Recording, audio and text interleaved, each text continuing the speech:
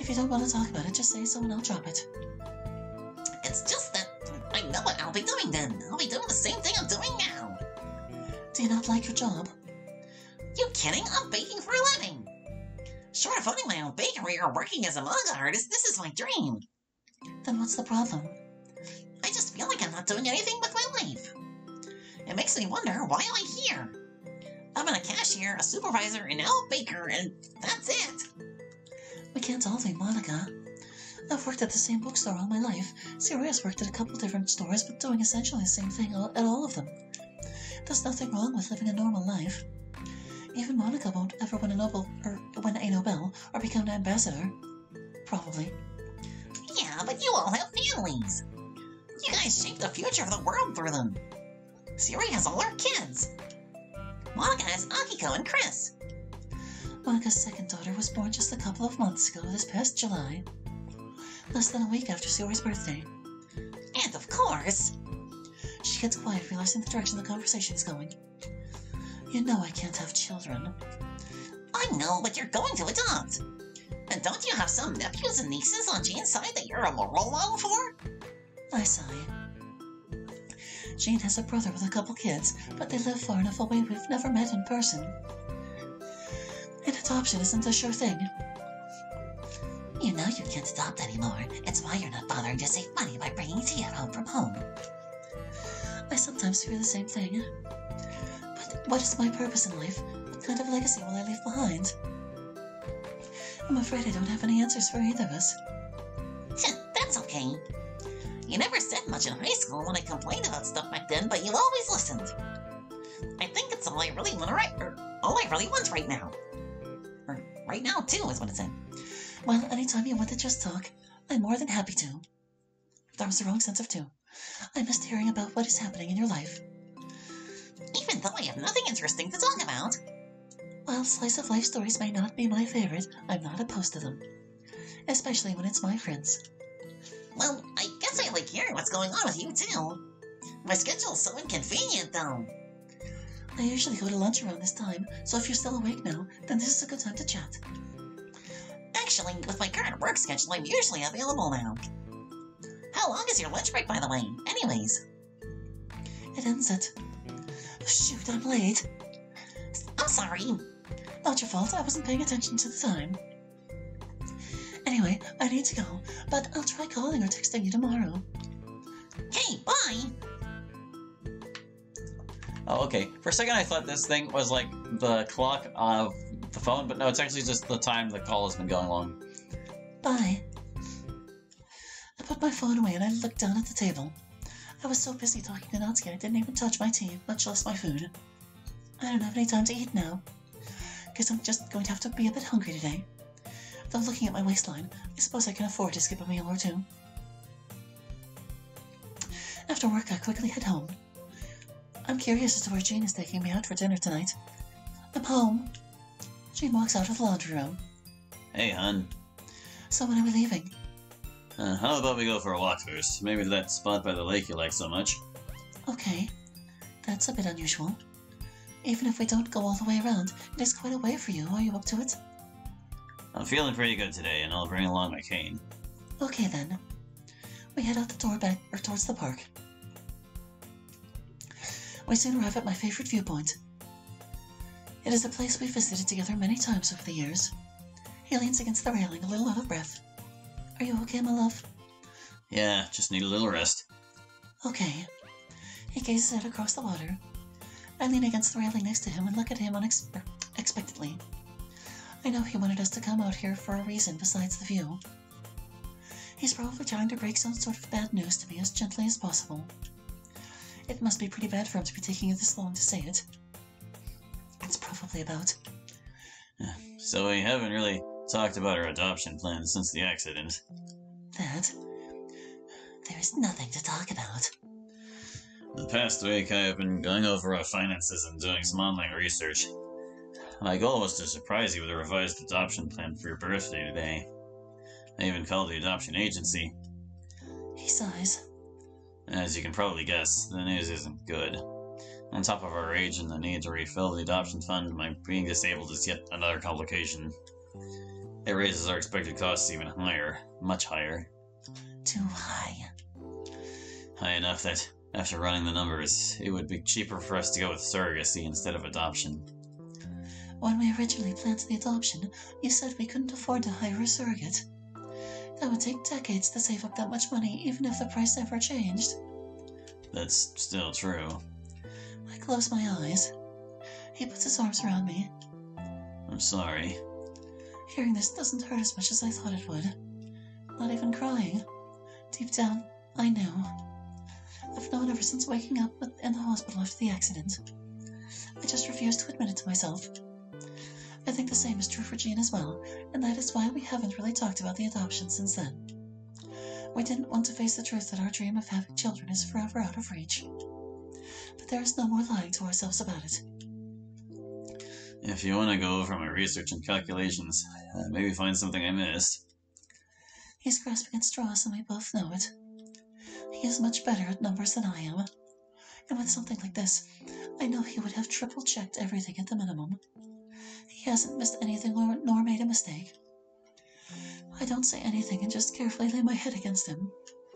I don't want to knock him off balance. I know I said I was taking you out to dinner for your birthday. I intended to go to that Chinese place you like so well, but that was before. If you'd rather just go home and have a pizza delivered instead, I planned for that too. I look at him.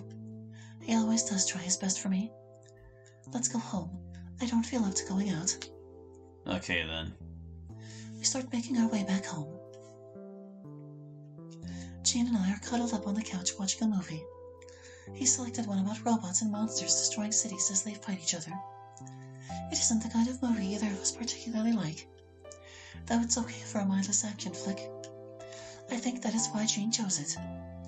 I wouldn't be able to focus on something serious anyway. While I'm not exactly distraught about finding out that we can't adopt, I do feel a little lost. I don't have any long-term goals anymore. What am I going to do with my life now? A question I seem to keep asking myself over the years. Do I just finish my novel, get published? While I do love writing, I still don't think I want to be a professional. I follow my favorite authors online and often go to signings when their book tours bring them close enough for me to attend. I can tell it's a lot of work to promote a book like that, and I also value my privacy and solitude too much. That's even assuming I'm good enough and lucky enough for my novel to get picked up by a publisher in the first place. No, I may one day finish my novel, but I will never publish it. I won't stop writing.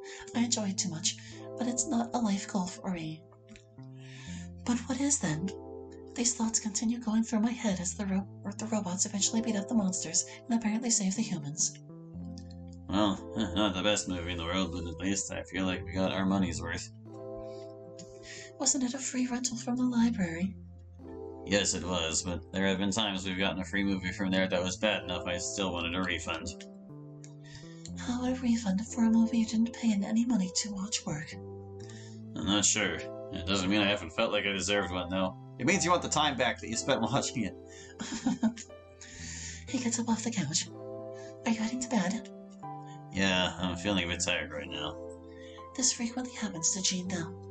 Even on his good days, he often loses energy in the evening, sometimes even before the sun sets, and he has to go to bed early. He probably forced himself to stay up late to finish the movie with me for my birthday.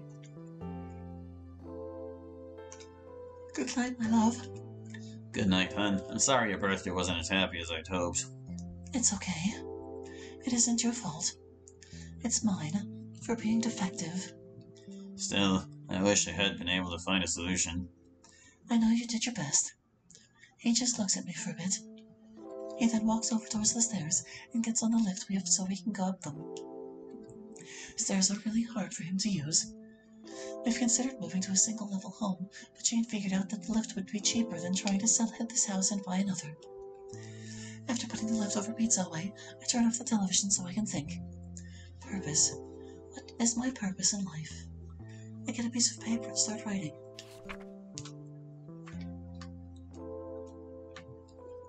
Purpose. Do I hold a paper here? Or do I hold up purpose here? It seems like I may, but I fail to see. I'm told countless things about it, yet always it is what I am left to ponder. Is that the point of a purpose, to be found, or left for a predetermined time until it reveals itself to me, letting me know the truth? Am I meant for great things, or am I nothing, adrift in a void of little possibility, alone with nothing but my weary, tired mind, so tired from thinking, from pondering, from wanting to matter?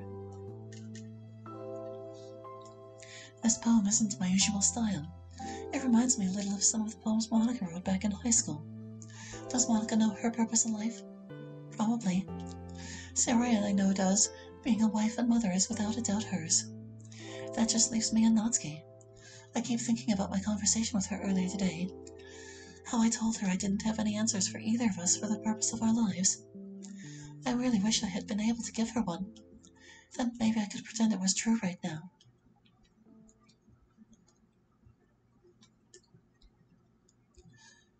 January, year 18. Almost halfway there.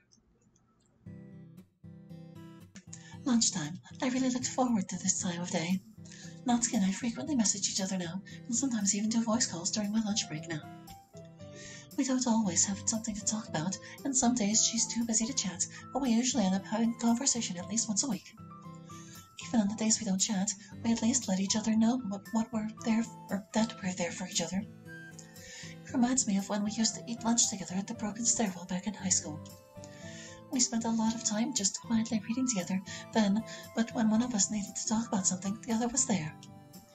Even though I have Jean, it's comforting to also be connected to at least one of my friends. The group chat hasn't been particularly busy. Monica and I are really the only ones that use it anymore, and we don't chat nearly as frequently as I do with Natsuki. It's mostly pictures of Akiko and Chris from Monica, and random thoughts and phrases from me. Sayori almost never posts or replies to messages anymore. When she does, she sounds really overwhelmed with work and family. Although Natsuki is still in the group chat, she hasn't even replied out or on it in months. I'd be really worried about her if we didn't message each other or directly. Although we now talk and message each other more than we have in years, in some ways, Natsuki's life is more of an enigma to me than it was before. As far as I can tell, she is almost completely asocial. She has never mentioned having any other friends besides us, much less any romantic interests. When she talks about being with people, it is always family members. Her father, aunts and uncles, her cousins, including Hamari, of course. The activities she mentions doing are things she can do alone: reading, drawing, riding her bicycle, watching television, going out to movies. Even when she talks about playing video games, they aren't the kind you play online. She seems even more socially isolated than I was back in high school. However, unlike me, she's apparently embracing it. She's so different from the outgoing girl I once knew. But she's still my friend. Curious to see if she has anything to say today, I checked the messages on my phone. Nothing from Natsuki directly, but then I noticed what was in the group chat. I know this is really last minute, but are any of you doing anything tomorrow? The business consultation I came here for was cancelled. Today is with Fam, but tomorrow I'm free. I get off work at 9 a.m. tomorrow. Anyone else available? I'm a bit surprised by this. Monica had told us she was going to be in town or on a business trip, but wouldn't have time to visit. Tomorrow happens to be my day off, so this is a rare opportunity for us. I have tomorrow off. Would love to spend time with everyone. Great, that's 3 of us. Hope Sayori and MC are available. It'd be nice if we can get everyone to get together again. When and where are we meeting? Guess it depends a bit on MC or Sayori and MC. Hate to say it, but if you drive here, we'll have more time. Otherwise, it's wasting time on bus. I have no car this time. I can drive us.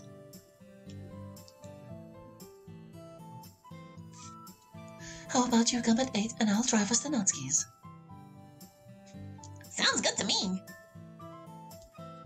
What about Sayori and MC? I don't think my car will fit Sayori. I'm seeing all the kids on top of Monica and myself. That's assuming that Jean doesn't want to come too. Natsuki's apartment is going to be really cramped as well. Maybe it'd be best if I picked up Natsuki and drove her to my house instead. Jean and I have plenty of space. But that's a lot of driving, and Sayori might not be able to come anyway.